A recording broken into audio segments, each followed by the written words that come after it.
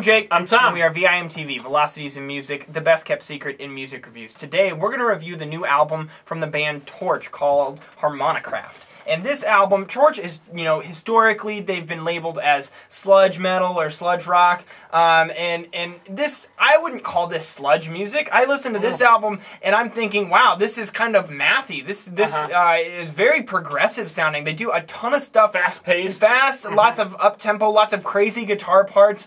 And they do a lot of stuff with song structure. So, not typically what I think of when I hear sludge. Now, there are definitely sludgy moments on this album, but really what I hear is a lot of just guitars working their asses off, just kind of almost melting my face. Yeah. And I appreciate that. I really do. Good face melting. Yeah, and it feels good. Overall, just instrumentation that not only rocks out, but is also very well written. It's written in a way that's so aesthetic that you want to keep listening. It pulls you in, and there's a nice melody to it, but it's still intense. That's something that really is quite difficult to achieve.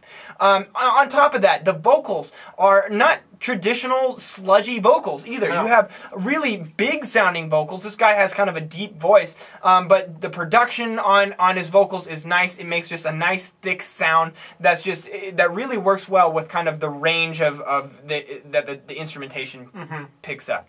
I enjoyed this album quite a bit. The more I listened to it, the more I realized how high quality the songwriting was, how in tune to a concept these guys were. I felt like this kind of had an airy feel to it, kind of like kind of roller coaster rock music. It's high flying, it's really fun and fast paced, and that's what I just got a lot of energy out of it. Tom, what was your take on Harmonicraft? I really liked it too, Okay. and what they do on this album, they do two things that I'm always looking for in bands that rarely happens. One, every single member of the band not only is awesome at what they do, but they know their place.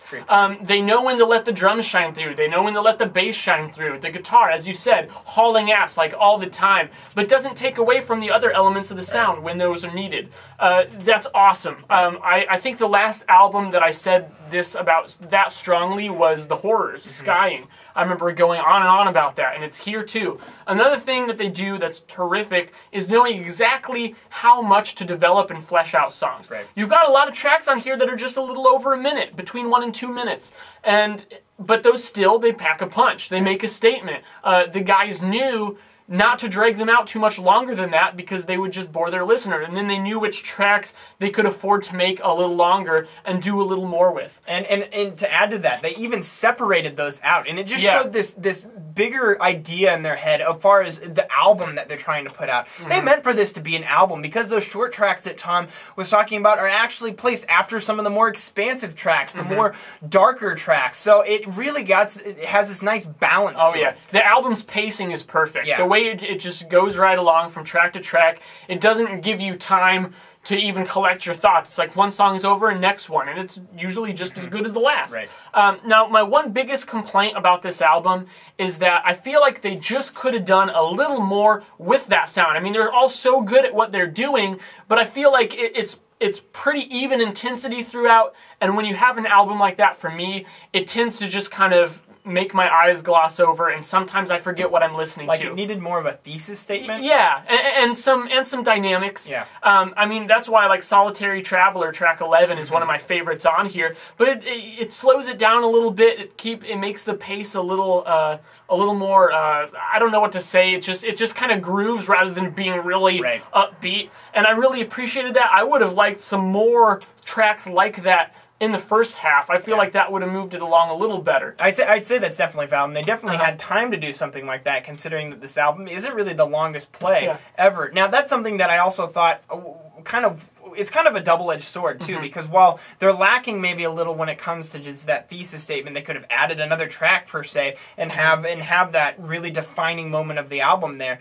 But the other thing, the other side of that argument is that if you have, this album's 13 tracks and relatively short, so it plays very, very fluidly. You put this on, and you can easily get through the whole thing, and it feels like you're listening to just one cohesive music listening experience. Now, I love that. Whenever I hear an album that I just am tearing through and sounds like one solid piece of music, I find that the whole album becomes memorable rather than just certain tracks. But I can totally see where you're coming from and wanting that more of a thesis moment. moment. Just all around, though, these guys, there's so many musical ideas on this album. And Torche shows off their style and how they can rock in different styles. We've talked before about how rock music and metal music is made up of so many different genres and subgenres, and we really hate putting music into boxes because it doesn't. It's like the bands then aren't allowed to transcend those subgenres and those boxes we place them in. And Torche proved that to be true here because they're all over the place in style, and it just shows how versatile they are. And it proves, you know, go along with what you just said. You can't call this band sludge metal anymore. No, you can't. Because this album exists, and it's not. Yeah. So it's, you know, to label them that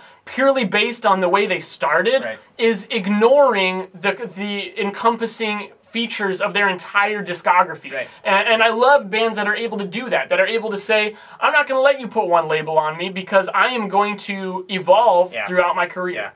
I really enjoyed this album, Tom. Me too. I thought it was one of the best, kind of out right now, and definitely one of the best rock albums I've heard this year. I'm going 86 with this one. I'm actually going to go a little higher than I originally said. I'm going to go 84. Upon talking about it, like it's really good. I just want to listen to it right now, actually. I'm going to go do that. All right, what did you guys think about Harmonicraft? Did you like it, love it, hate it? Did you feel like this inhibits sludge, or would you call this something else? Or do you agree with us that it's kind of undefinable and you like it that way? Let us know at www.velocitiesandmusic.com or youtube.com/velocitiesandmusic. As always, please follow us on Twitter, like us on Facebook. That is where we do our communicating with you guys, and you guys are what makes VIMTV what it is today. I'm Jake. I'm Tom. And we are VIMTV, moving music critique forward.